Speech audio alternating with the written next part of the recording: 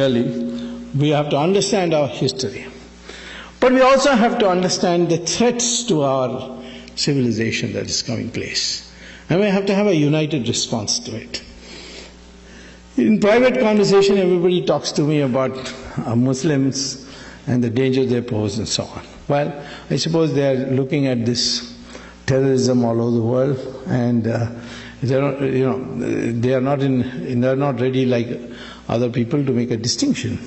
And they generally say in a generic term the Muslims are terrorists, etc. But the fact is, you see, the problem with Muslims is not their terrorism. It's their religion is so clear-cut. And in a sense we should admire it, because they know their mind. We Hindus are the people who don't know their mind. It's like Arjuna sitting in the middle of Mahabharata, in Kurukshetra, saying, "Shall I kill my brother? Shall I not kill my brother?" Or when Karna was down repairing his chariot, and he said, "Shall I kill him now? Is it proper for a Kshatriya to kill him?" Krishna had to tell him each time that he has to do it. So this nagging doubts, the Indians have all kinds of nagging doubts. Whereas the Muslim is very clear-minded. And Muhammad told them the world is in three parts, and the Muslim behavior must be different for each of those parts.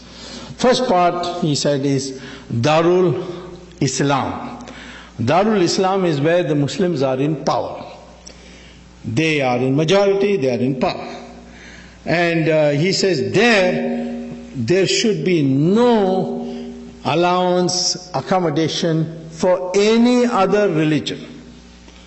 So either they must convert or be killed. It's as specific as that in the Sirah and Hadith.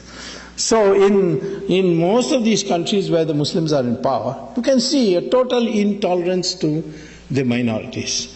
In Saudi Arabia, we have so many Hindu workers there. Can they celebrate Diwali in Saudi Arabia? No. Can they build a Hindu temple like you are able to build here in the United States? No. Can you even carry the picture of Ramchandra ji in your pocket when you go to work? No. And there are penal offenses if you do it. You can't even have Satyanarayan Puja inside your own house. Now, this is the position of Muslims when they are in majority. When they are in minority, as in India, they are demanding mosques, they are demanding their right to read namaz, the Friday holiday, etc. It's a separate code for marriage, and so on. So what the Muslims demand as a minority, they will not accept to give when they are in the majority. So that's you may not like this point of view, but there's clarity in that mind. And so Muhammad says that when you are in majority, you are not to tolerate any other religion. You must wipe it out. Second is that where the Muslims are not in majority, there Muhammad divided the world into two parts. And that is, first part is, which he called as Darul Harab. Darul Harab is where the Muslims are in a sizable minority and the majority is divided. The majority is confused, like we are today, like we Hindus are today. There Muhammad says that the job of the Muslims is to go on demanding more and more concessions by acting collectively, and ultimately reach a point where they are able to transform that the society into a Darul Islam, from Darul Harab to Darul Islam. So when you look at the laboratory experimentation of this, of selecting, looking for evidence, you see this very clearly. Take Kashmir. Kashmir is, the valley at least, is a majority Muslim area. See what has happened to the minorities there. 500,000 Kashmiri Pandits have been driven out. All the temples have been destroyed to the extent that they can, where it's not protected by central police. And Hindus have hardly any rights. They are discriminated against.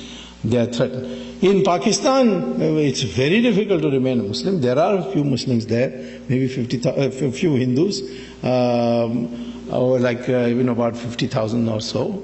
Some say 500,000, but I don't know. But those who come from there tell horrible stories of what happens to them. In Bangladesh, in 1947, there were 32% of the population were Hindus. Today it's only 7%. Nobody talks about it. You see, they talk about Gujarat every day, but they will not talk about what's happening in Bangladesh. And it's not only states and countries. Even districts you will see this. If you go to, say, Mau in Uttar Pradesh, you can see it. Even why you go to Kerala, in Malappuram, the Hindus are living there in utter fear. And they invited me recently to address a meeting, and I did go. And there I found that even though there's no such provision for such a law, and it's illegal to advocate it, Muslims have laid down a rule there that if any Hindu wants to sell a property in Malappuram, he has to sell it to another Muslim. So this is, you can see in a district. Even smaller you go down to Tamil Nadu. Total population of Muslims in Tamil Nadu is 5%. In one area near Vellore, it's called Mel Visharam, there is a town panchayat. In the town panchayat, there is 75% Muslim. And the local bodies election, they come to power in the administration of that town panchayat. And they will not give any amenities of the town panchayat to these Hindu areas until they agree to convert. So they make it a condition. You convert, we'll give it to you. Otherwise, we'll not give you. I went there and I saw myself what was happening. So I went to the court and got a court order. And now, of course, the matter is rectified. But I can't do this on a micro basis. I did it as an example, but this is what's happening. This is the mindset of the Muslim. And finally, Muhammad says, if you are in a minority and the majority is united, then Muhammad says, surrender and don't argue with the minority. And that's what we see in countries where the majority is united. Australia, one day, Imam said that, I can't, it's intolerable to have a uniform civil code with the Christians in Australia. We need our own Sharia. And I appealed to the Prime Minister to give us Sharia. So Prime Minister was a lady, the next day said, if you want Sharia, my recommendation to you is to go and find another country, because in Australia, we are not going to give you a separate code. You will have only a uniform civil code. Now, immediately the following day, all the Muslim organizations passed a resolution saying that this Imam is an idiot or is an imbecile, he doesn't represent us. We are very happy with uniform civil code. So in Australia, the Muslims will accept uniform civil code, but not in India. And this, in the United States also, you can't have a separate, although there are heavy efforts going on. So where the majority is united, the Muslim population is advised by Sirah and Hadith to cooperate, collaborate, capitulate to the majority. And I think there's a lesson for us in that unity. What is the problem today in India? There are all the time accusation that politicians are, appeasing the minority, they are appeasing them to get votes, it's vote bank politics, so on. Well, I have talked to those politicians, like Maulam Singh, and I told them, what is this that you're doing? So he said, well, I can't get elected unless the Muslims vote for me. Because the Hindus will only vote, only Yadavas will vote for me. Others will not vote for me. So therefore I have to appease them. And the day the Hindus vote as one block, that day I will put on a tika and say, Jai Shri Ram, and come out of my house. Because I am interested in getting vote, and this is the way to get it. And I am telling you today that all this appeasement talk that you are people are condemning. I see people condemning politicians for that. I am telling you that the day the Hindus will unite, all these politicians will change around, and they will start talking in terms of Hindus and what should be done for them. We are 80% or 80 plus, even today.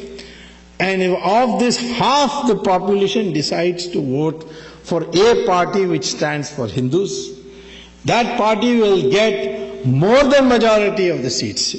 Majority is 272, but according to my calculation, you'll get 320 seats in the 544-member House of Parliament. So how is the Muslim responsible for our plight? It is we, for lack of unity, for lack of ability to vote, at least once, twice, as Hindus, and say that we, for the sake of protection of our civilization, we are going to vote for a party which will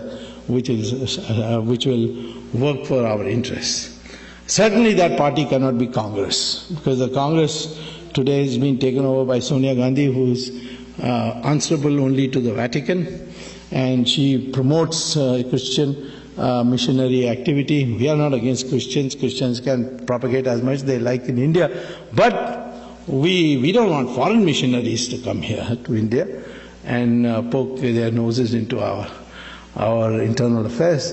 But she abets them, she brings them, so obviously voting for them is useless. The only grouping which can possibly work for Hindu interests would be the NDA, and there of course I'm hard at work. Certainly I can tell you, if both Modi and myself get together inside I'm already there, but in terms of decision making, there should be no doubt in anybody's mind that Hindu interests will not suffer.